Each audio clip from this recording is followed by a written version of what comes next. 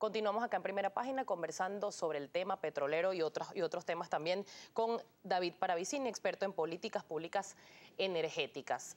El gobierno venezolano a inicios de este año inició una gira precisamente para estabilizar lo que son los precios del petróleo. Ha sido titular en la prensa de nuestro país este tipo de reuniones, sobre todo un encuentro que se llevó a cabo también entre Irán y Venezuela, esto para conversar sobre este tema. Allí lo tienen en pantalla, fue un titular del diario El Mundo, Economía y Negocios. Irán y Venezuela se unen en defensa del precio del crudo. El presidente de la República viajó por varios países miembros de la OPEP, precisamente para este tema.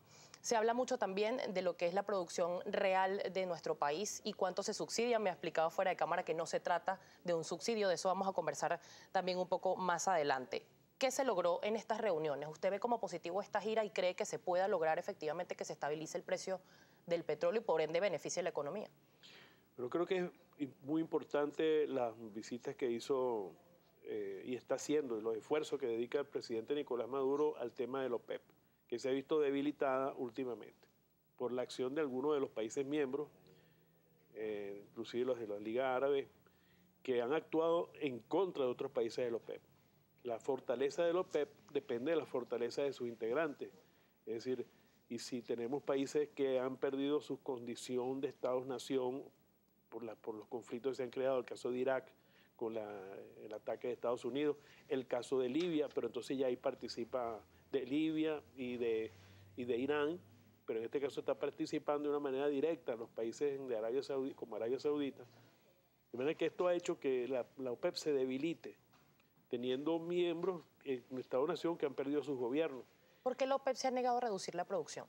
Bueno, porque es una discusión que es no se puede ver fuera del contexto de la situación petrolera mundial. Yo te explicaba que el tema petrolero seguía por la captación de la renta, porque el tema del petróleo es son objetivos de seguridad y defensa de los países, son estratégicos, que requieren gigantescos inversiones y está bajo el control de los poderes políticos y económicos mundiales. De manera que uno no puede analizar el tema de cómo subir los precios fuera de un contexto donde países, como te explicaba, de Arabia Saudita, Nigeria, que perdieron mercado en los Estados Unidos, casi 3 millones de barriles que estaban exportando entre distintos países de la OPEP y que decidieron ir a una guerra de precios y para tratar pues, de conquistar ese mercado. Para lograr esa conquista del mercado necesitaban derrotar a lo interno de los Estados Unidos la gente que está produciendo los petróleos crudos no convencionales, esto que llaman de fracking o de fracturamiento hidráulico. ¿Verdad? Que esa guerra de precios, porque estos crudos son muy costosos de producción, estos de no convencionales en los Estados Unidos, la estrategia que fijaron para lograr su objetivo o las tácticas que dijeron fue una disminución brusca de los precios y un aumento de la producción. Es la manera de sacar a los productores más costosos. Esa fue la estrategia que se fijó en esa guerra de precios. ¿Cómo está Venezuela y eso en es estos marcadores? Eso es lo que está sucediendo en este momento y es la razón por la cual no es una vía directa para recuperar los precios, bajar los precios, disminuir la producción. Porque al disminuir la producción favorece el aumento de los precios y consolida a los productores de crudos no convencionales de los Estados Unidos. Es más complejo que tomar medidas automáticas. Pues en esa discusión es que hemos visto digamos, la estrategia acertada que usó el presidente Maduro de trabajar con la Arabia Saudita, quien está dirigiendo esta estrategia de aumentar producción y bajar los precios unilateralmente. ¿Cuál es la producción de Venezuela en este momento? Bueno, salió el informe del año 2014 de PDVSA y ahí nos habla de 3 millones y algo de petróleo, de producción. Pero ahí están incluyendo el gas asociado, que en Venezuela, esto es más o menos el equivalente en barriles de petróleo, son cerca de 300.000 barriles. Recuerden que estamos en una producción real de crudo de 2.800.000. Alrededor de esa cifra debe estar lo que es petróleo crudo, porque el gas asociado es o para el consumo interno o se está quemando en los mechurrios, ¿no? ¿Y en materia de exportación se están cancelando esos barriles en precio internacional o hay una suerte de subsidio? ¿Y cuánto sería ese subsidio? ¿Cuántos barriles? La exportación se rige por el mercado internacional. Los tratos que hay con los países del Caribe y de Latinoamérica a través del Acuerdo Energético de Caracas primero y después de Petrocaribe, en ningún lado habla de subsidio.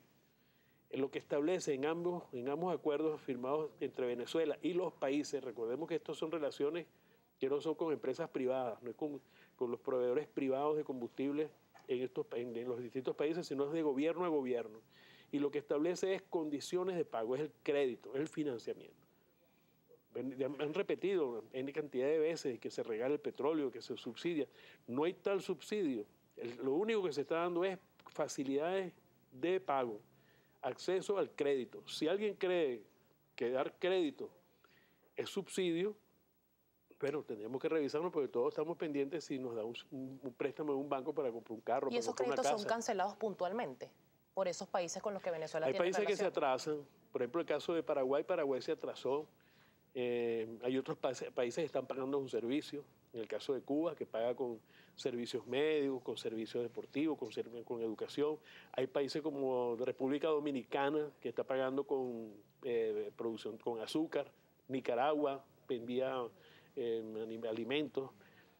Esa es otra forma importante, pues, de una negociación que hable distintas formas de poder hacer las relaciones, y esto nos ayuda a nosotros, a Venezuela, y ayuda a esos países también. Ha sido muy cuestionado esta práctica y también ha sido cuestionado lo que ha sido quizás la suavidad del gobierno de Venezuela con respecto al conflicto que hay con Guyana. Incluso hubo un titular del diario Panorama, que ya se lo vamos a mostrar a nuestros televidentes, ahí está, que Exxon encontró crudo en Guyana. Esta práctica ha sido muy cuestionada. ¿Por qué la suavidad del gobierno de Venezuela con respecto a este tema?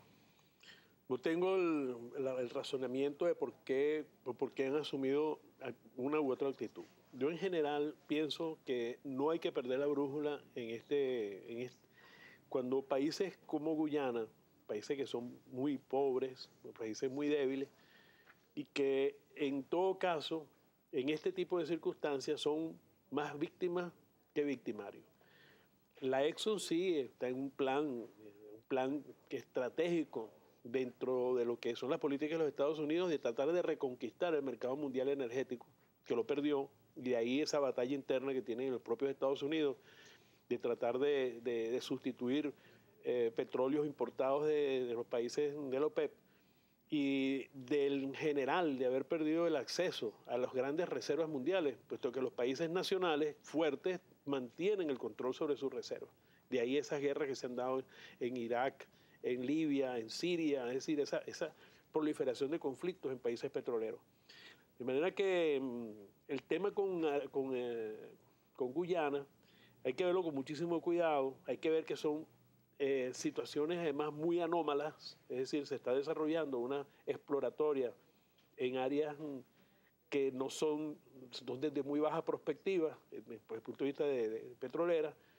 En un momento donde el petróleo está por los precios por el suelo. La Exxon tuvo pérdidas por más de 400.000 millones de dólares en lo que va el periodo por la caída de los precios del petróleo, de manera que son inversiones que parecieran más bien apuntar o estar insertas más bien en políticas propagandísticas en contra de Venezuela, en la cual lo que exige, me parece correcta la actitud de Venezuela de identificar que el problema no es con Guyana, no es un problema de Guyana con Venezuela, puesto que inclusive Guyana está dentro de Petrocaribe y tiene acceso al crédito y al financiamiento en sus necesidades de petróleo. Señor Paravicini, es mucha la participación a través de nuestra cuenta en Twitter, @primerapágina, y es mi compañero Gabriel López quien tiene todos los detalles. Gabriel.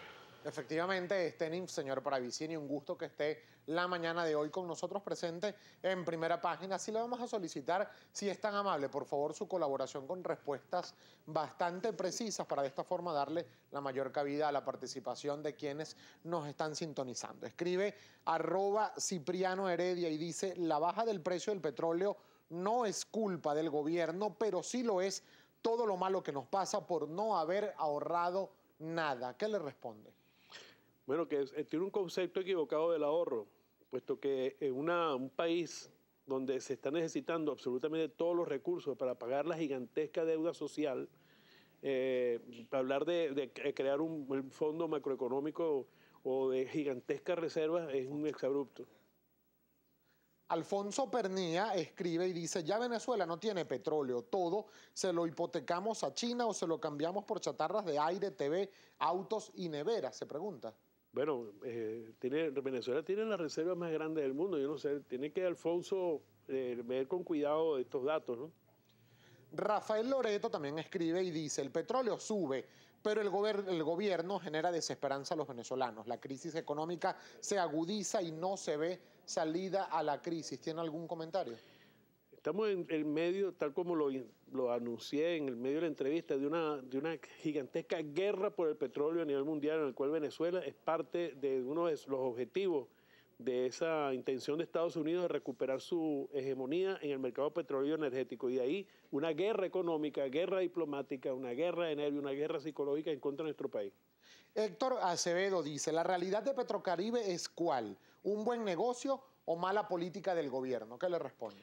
Es una excelente estrategia desde el punto de vista geopolítico. Es decir, no solamente es garantizar en la región a nuestros países hermanos y vecinos acceso al petróleo por la vía de abrir el crédito, así como construir una posibilidad de que países se unan con base pues, al tema energético y tener posiciones comunes frente a Estados Unidos y las grandes transnacionales que han abusado de nuestra división y nuestra fragmentación.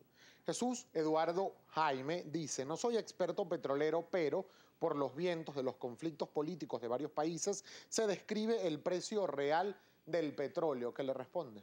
No, tiene razón, eso es más lo que estábamos hablando. El precio del petróleo se fija con base a intereses que no es exactamente oferta y la demanda.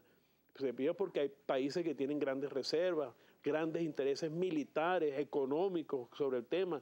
La intención o la decisión de grandes transnacionales de apropiarse del total de la renta petrolera son factores que, tal como lo dice en su pregunta, pero están actuando sobre el precio del petróleo. Nelson Ponte le pregunta, ¿qué cree que pasó con los $40 por barril que sobraban de los millones de barriles producidos cuando se calculaba el presupuesto a 60, pues ya estaba por encima, suponemos en el contexto de la pregunta del señor Nelson Ponte? Bueno, eso es parecida a la pregunta sobre el tema de ahorrar. Cuando tiene un país como se recibió aquí cuando vino el presidente Chávez en el año 1999, con 80% de la población en pobreza o pobreza crítica, mal puede usted estar ahorrando cuando tiene el 80% de la población en condiciones de hambre y de miseria. De manera que esos $40 no son excedentarios, son $40 que se utilizaron y todos los excedentes se están utilizando en unas políticas dirigidas a recuperar el país, a recuperar su gente, a poder sembrar el petróleo en quien realmente puede cambiar el país, que es justamente las personas. Pues eso son universidades, misión vivienda, alimentación, etcétera. Todas estas políticas dirigidas a cerrar esa gigantesca deuda social. Pedro González le pregunta, ¿por qué antes con un barril a $10 no habían los problemas que este gobierno tiene? Bueno, este gobierno tiene unos problemas y efectivamente son problemas a resolver los que dejó los gobiernos anteriores. Es decir, ya lo hicimos la mención, estamos hablando que en el año 1999, y esos datos no son de la CEPAL, son datos de los propios gobiernos adecos y copellanos, donde hablaban de 80% de la pobreza crítica, de manera que con $10 el barril los problemas eran de una gigantesca miseria y pobreza. Ahora hay otros problemas, como todo este esfuerzo que se ha hecho se convierte en la transformación de un país rentista en un país que sea de una economía mucho más diversificada. Por razones de tiempo, señor Paravicini, nos queda chance para solo leer un comentario más y lo hace el señor Manuel Castillo. Dice, no es secreto que Estados Unidos tiene reservas previsivas que les garantizan el abastecimiento. ¿Cree que Venezuela tiene alguna estrategia por si cortan las compras? Estados Unidos tiene un gigantesco problema de demanda energética. Tiene un metabolismo, como se dice ahora, de altísimo, que ubica su ingestión petrolera en alrededor de 18, 19 millones de barriles diarios. Estados Unidos necesita este petróleo, está explotando ahorita recursos de petróleo no convencional que tienen marcada también una duración, son yacimientos ya son de rocas madres y que sus reservas son muy bajas. De manera que este mercado petrolero Y la gran batalla que hay por el petróleo es porque no se ha encontrado un sustituto al petróleo como tal en el mundo, como fuente de materia prima energética, y de ahí la gran batalla que hay. Y Venezuela tiene las reservas más grandes del mundo. Ese es el problema verdadero que tenemos. Señor Paravicini, rápidamente, porque me quedan solo segundos para despedir la entrevista, ¿por qué se ha prolongado tanto el ajuste en el precio de la gasolina por parte del gobierno nacional? Pero a mí me parece acertado, puesto que se ha tratado de banalizar o trivializar el problema, pensando que son 2 o 3 bolívares, 5, 8, cuando los problemas que tenemos es que el contrabando de combustible, como información que nos dio el propio gobierno nacional, está ubicado en 145.000 barriles diarios. Más del 49%, más o menos. Es el 50% del total del consumo interno nacional.